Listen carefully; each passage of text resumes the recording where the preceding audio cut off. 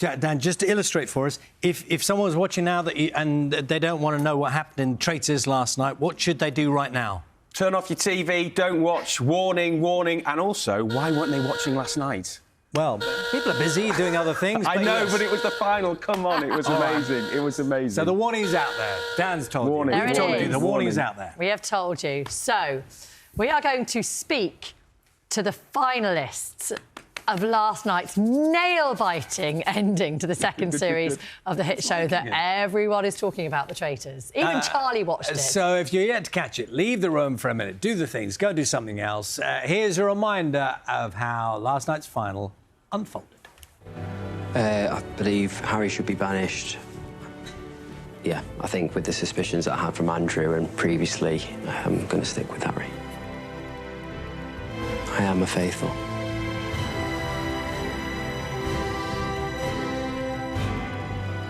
You've been absolutely brilliant. Please leave the castle.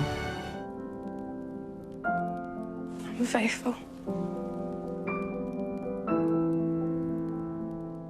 Harry, please reveal, are you a faithful or are you a traitor? I am, and since the start.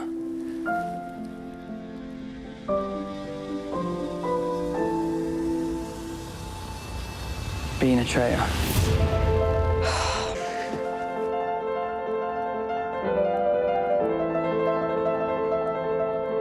Oh, my God.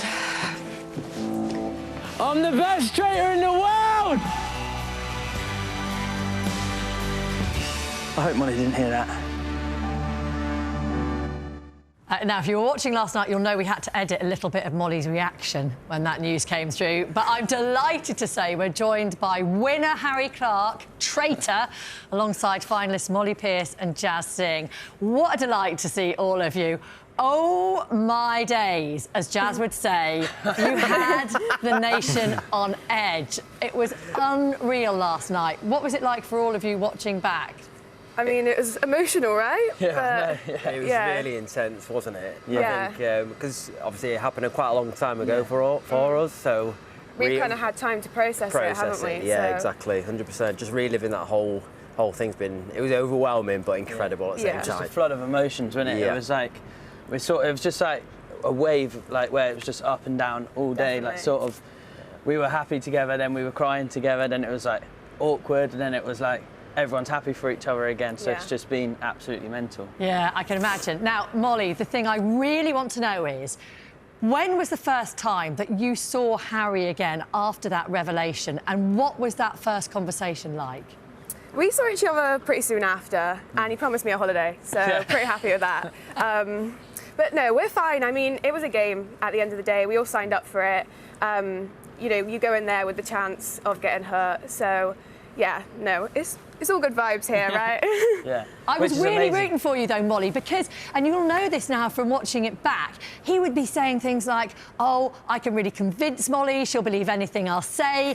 And I saw a glimpse at the end there that you were beginning to doubt him, but you just couldn't quite bring yourself to vote for him. Yeah, I think your emotions are, like, so heightened, and when you've trusted someone for that amount of time, to change and like switch up on someone from just like one comment at the end of the game, I don't know, it just felt wrong to me. And obviously me and Jazz, like, I'd had some suspicion with you, looking back, which is crazy. But yeah, no, it's a crazy game. It is a crazy game. Harry, can I say good morning to you? It's Charlie here in the studio. Good morning to you, Harry. Well, look at you. You're a young man there. You look very decent and upstanding, and we know a little bit about you and your family. Did you know that you were that good at masquerading and holding secrets before this whole thing started? I shocked myself, honestly. I mean, I didn't realise I could lie that sort of well and sort of keep it up. I think it proved to me, like, the best thing about it was, like, I had that strong mentality where it was like, I just wanted to get the job done, and sort of putting connections and emotions behind just to, like, and just putting, like, the other people around me, their emotions, like my family as such, like, at the forefront, and then getting the job done. It really made me, yeah, just take a step back and think, wow, that was actually quite good, and I didn't expect it either, because, like, when I went there, like the first couple of days I was struggling. Like I was so like, because you're lying to people and you're building relationships out of a lie, which is probably the hardest way to start a friendship and like a bromance or whatever. So yeah, it was just mad. Can I just say, the two of you, Jazzy, we'll come to you in a moment, but that final sequence, Molly and Harry, for those people who haven't seen the programme, maybe don't know, there is a moment, isn't there? The two of you are left there, and you have to reveal. And even in those final moments, Harry, you kept up the act. Yeah. You were looking each other in the eye. Molly, he was looking you in the eye. That last little whisper and everything. I'm not a traitor. I know, I was going to say, don't stitch me up, because I'm watching my back now. I'm getting further and further away from Molly, just in case she throws me over the balcony and changes her mind completely. But yeah, I think it was sort of like, I just, at the end there, I had to just give it my all. Like it was sort of, I'd got that far and lied for that long, so I might as well have just kept up the act, obviously, till the end, and then, yeah.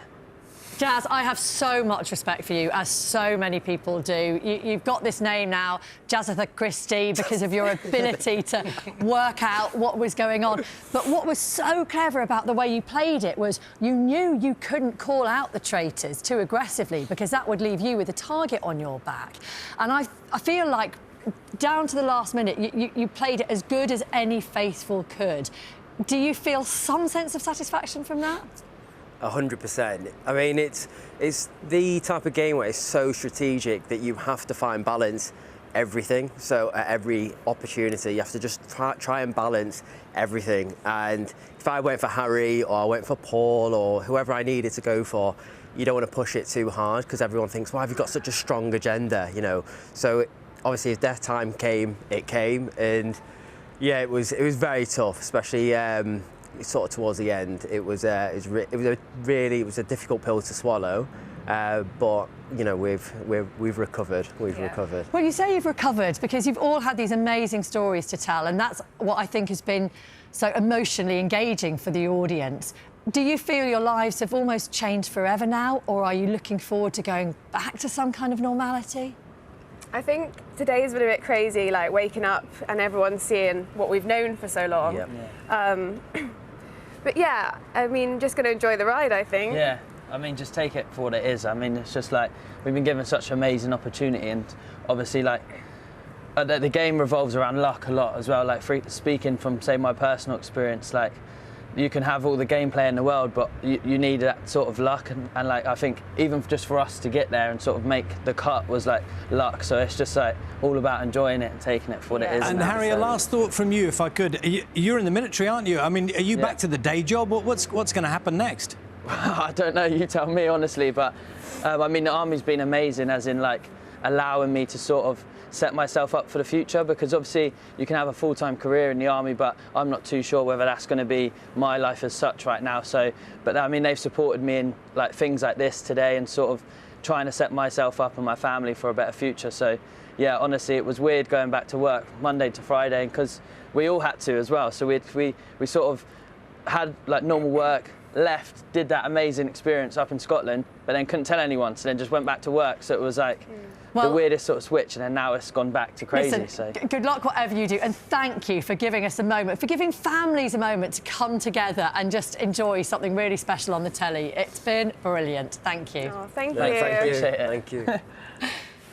Jazz and Harry and Molly from The Traitors. They'll be joined by host Claudia Winkleman for a special edition of her Radio 2 show later this morning.